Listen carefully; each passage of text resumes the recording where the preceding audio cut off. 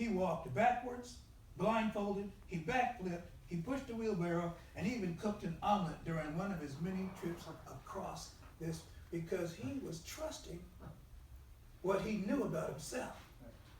He was beyond faith. Faith is good if you don't have anything but hope. You understand what I'm saying? Faith is good. I'm not trying to, but there's a place of beyond faith called knowing, called trust, where you're willing to put your faith in action. And so, his friends had faith in him, and he began to trust him, but they performed a stunt together. He said, now I'm going to carry you on my back across the wire. Now, I got to tell you, I don't care how good the guy is. That's a level of knowing I don't have. At least not about that. Okay, I don't know if I trust anybody that much. And maybe that's not, but that's where I'm at. But his friend trusted him. Sure enough, they went back and forth across it. And he told his friend, now you are me. And this is part I like about the story. He said, you are me. You move as I move. You do what I do. Let me do the balancing. You just hold on and merge into who I am, and we'll be safe. Whatever you do, don't start thinking that you are walking this tightrope. If it feels like let me balance. Don't try to balance anything. That's the only way we're going to make it. So this guy had to say, okay, I know this is true. I'm not going to do anything to mess this up. So he just hugs the guy on his back. They make it across the floor. I'm like, wow, this is a good example of knowing his life. When you know something, you will risk everything for that knowledge. When you know something, you can put your life on the line because you know what I know is coming through for me. I don't have to wonder if. I don't have to hope. I don't need to have faith. I am certain about what I'm speaking, and I am not allowing anything to step into this realm of my knowledge. And if it comes into my realm of knowledge, I'm going to use it as more knowledge. I remember one time I was teaching a class, and I still have issues as an instructor, people will tell you. And one lady raised her hand and said, you're the worst teacher I ever had in my life. And I always teach my students to breathe and to ground themselves.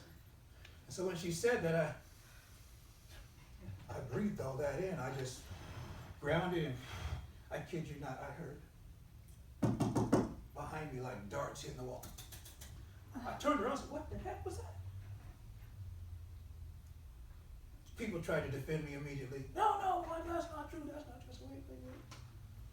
If one person's saying it in a room full of 100 people, there's probably at least 10 people who think this. So who else thinks it?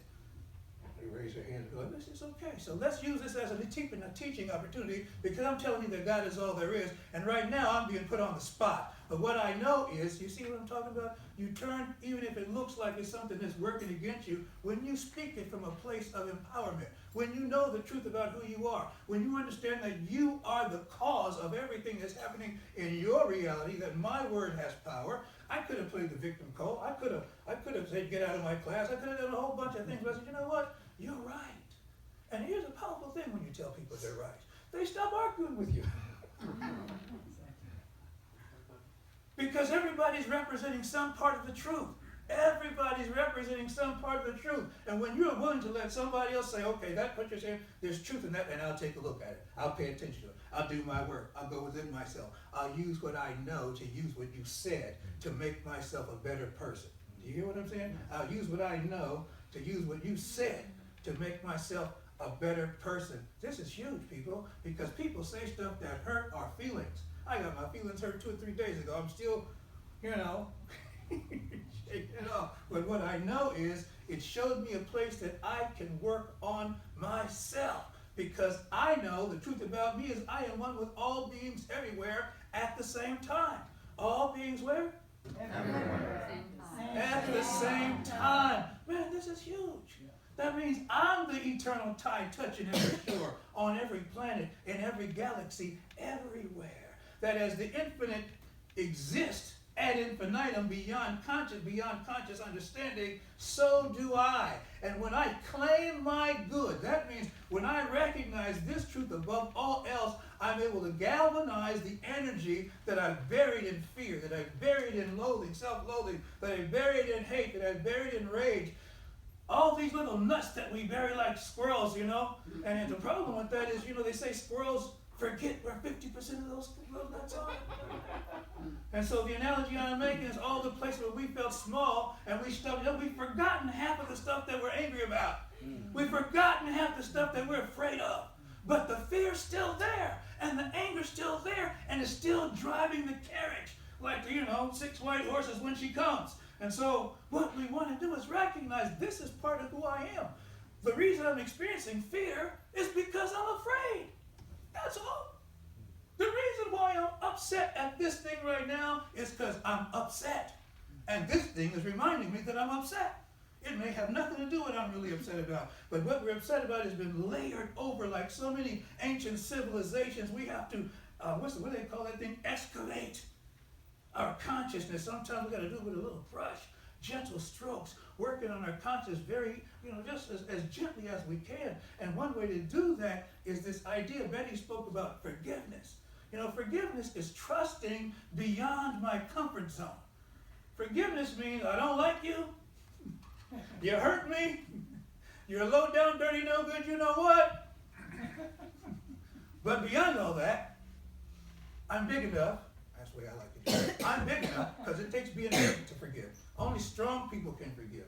Only strong people can forgive. Only what? Only strong people can forgive. And every time you forgive somebody, you step into a greater authority of who you are, because what you're saying is, I know who I am, and I know who you are, and we are both one with the infinite, expressing right here and right now, and I'm not letting circumstance dictate how I live my life. And so who I am and what I am is the love of God, always ever expressing itself into manifestation, and you're in my life, and so you must be part of that infinite loving process. And you know what? I'm just going to treat you like the oyster treats the sand. I'm going to keep slathering you with the very best of me until you become something very luminescent and bountiful in my life. And that's how we do it. And that's what the scripture talks about. The kingdom of heaven is like a pearl of great price. And please remember that the kingdom of heaven is a state of mind. Kingdom of heaven, realm of heaven, state of oneness. It's all talking about a state of mind. And it says that it's like a treasure that's buried in a field, where a person will go sell everything they have to get enough money to buy that field. So it's like a pearl of great price, where you sell everything you have so you can get that pearl. And when we recognize what consciousness is, we are willing to let go of everything that is not supporting the idea that there's a oneness in the universe. That means there's some people I just have to let off the hook. I love that phrase, Ali Ali out and free, the one from hide and go seek. We all know that one. Okay, you can come on in now. We're going to start the game over again. And then when I say that, there's people's faces show up, and I'm like, wow. Okay, I'm still breathing through this one, but I'm willing to breathe through it. Okay, it doesn't mean I have to. You don't have to. You have this wave of forgiveness that comes in and crashes down and down. Presto, change, everybody's forgiven. It means I'm willing to be a forgiving presence under these circumstances with this person. And all that means is I'm willing to recognize that there's something about you besides the conversation that I've been having in my mind about who you are. And I'll tell you something, people. Things change when you do that. If you really want to make a change in your relationship, you go from this consciousness where you begin to see that person as something different. Say nice things about the person in your mind. Say nice things about the person in your mind. Say nice things about the person in your mind. Say nice things about the person in your mind. And you do this because you begin to have a different conversation and an expression of who that person is. I guarantee you this will change every relationship. This is not something I read. This is not something I'm hoping about. Not something I have faith in. This is what I know. Okay? I've done this. I've tried it. It works every single time. And when you recognize that I am at cause, that I am a creative expression of the infinite, wherever I am, that I'm connected to all things everywhere present at the same time, and you begin to speak in your mind about someone or some incident from a place of unconditional love, people, things have to change. They cannot remain otherwise. This is what I know. And if you don't believe it, pick somebody out right now, or pick a situation out right, and begin to have a different conversation. I'm going to tell you what's going to happen. When you see that person again, the energy field's going to be different. You know why?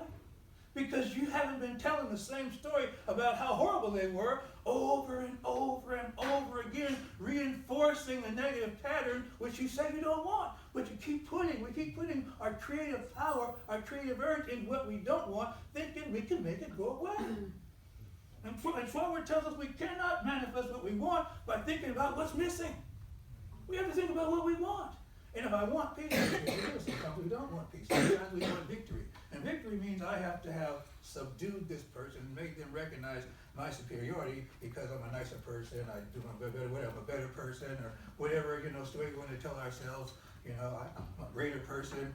And that's why they get to be subjugated to me, because they're wrong and they have to admit it. And people, let me tell you something, that rarely happens. And if that's the reason why you're not having your good, then you're letting your idea of who the other person is hold you hostage from what you desire. Your idea of who the other person, not who the person is, your idea of it. Because if you change your idea, then you're free from that pattern, just like that. How many people got somebody they're working on right now saying nice things about them? Okay, we're moving along here. I guarantee this. This is not something this is what I know.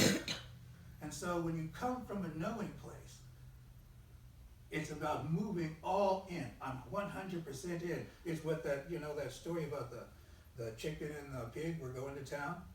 Everybody knows what's right, no? And so, and so your chicken and pig are going to town, and they're about a mile out, and it says bacon and egg, $10. And so they get a little closer, and it says bacon and egg, $8. Pig's like, chicken's like, don't worry about it. They get about 5 miles, we got chicken, bacon and egg, $6. Pig's really tripping. They go a little bit further, says, bacon and eggs, $3.25. The pig says, I'm out of here. The chicken says, it's not a big deal, just roll, it'll be all right. He said, yeah, that's easy for you to say. You're involved in the making of eggs. But for me to get bacon, it takes 100% commitment. So there's no new jokes, people, just new audiences, and that's the beauty of it. But what I'm talking about is a total commitment, because when you know, you commit 100%. You absolutely know there's something called gravity. You absolutely know there's something about thermodynamics that makes things hot. You know there's something about magnetism. You know that there's a buoyancy with water that has displacement, that when you enter, it tends to allow you to float. So act from a place of knowing that you are one with the infinite, and everything here is here to serve your greater good. And the villains in our lives are only here to agitate us to a place that will go deeper than we've ever been before. Let me tell you something, man. You know why we're in this situation right now with Donald Trump? Thank you very much. Because we decided we're ready to go deep. I'm ready to go deep, guys. I'm ready. I was like, I don't know if I should send him Donald Trump. And the angel said, no, not Trump. No, I'm tired of these people. They always messing up. I'm going to send them a serious change agent. People, he's here for you to practice what you know. Period. Who you are does not change by geopolitics. It doesn't change by who's bombing who. This is why, what's his name? Viktor Frankl was in the concentration camps and remembered who he was and said, the last human dignity is your ability to choose your response to what's happening in your life. This is what makes you free. This is why Nelson Mandela was in prison, but he was never a prisoner. Inside, he knew he was a president. What do we know about ourselves?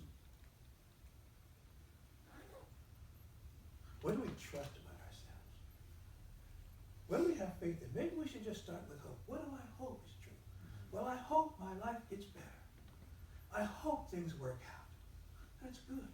What can I do to develop some faith in that hope? Well, faith is the substance of things hoped for. So maybe I can write my hopes down, give them a little more form. Maybe I can have a group where I can go and share my hopes. I have the community, we're working on this thing together, and move it into some faith. And how do I move my faith beyond that place where I'm just developing a stronger hope, and this idea is the substance of things hoped for and the evidence of things not seen? How do I move it into the realm of being seen? How does it become an actual demonstration in my life? How do I make it real, as we like to say? And the way we make it real is we begin to trust that what we're saying about ourselves is true. And that means we walk around as if what we're saying is true. And I'm putting it on the Bible. I hope you're not running you up because I'm putting it on the Bible. But, sometimes I never do it. So, this one that says, you have not because you ask not. And when you ask amiss. as a religious scientist, a new thought person, someone who's in the philosophy that we are in right now, we don't ask for things anymore. Because to ask for it is to indicate I do not have it yet. And that's what want is. Want is to desire without having. And when we understand that what we are asking for is already a part of who we are, because we're all one with this infinite field of pure potentiality, and then when I say one with the field of pure potentiality, I'm not saying that we're all in the field like a buoy in the ocean. No, I'm saying that we're more like a drop of the ocean. It's not even like, what was it? I think Ruby says, I'm not talking about that the drop is in the ocean. I'm talking about that the ocean is in the drop. And when you concentrate and realize that the ocean is in the drop, that means the whole is in every single part of it. And that means the whole is within you.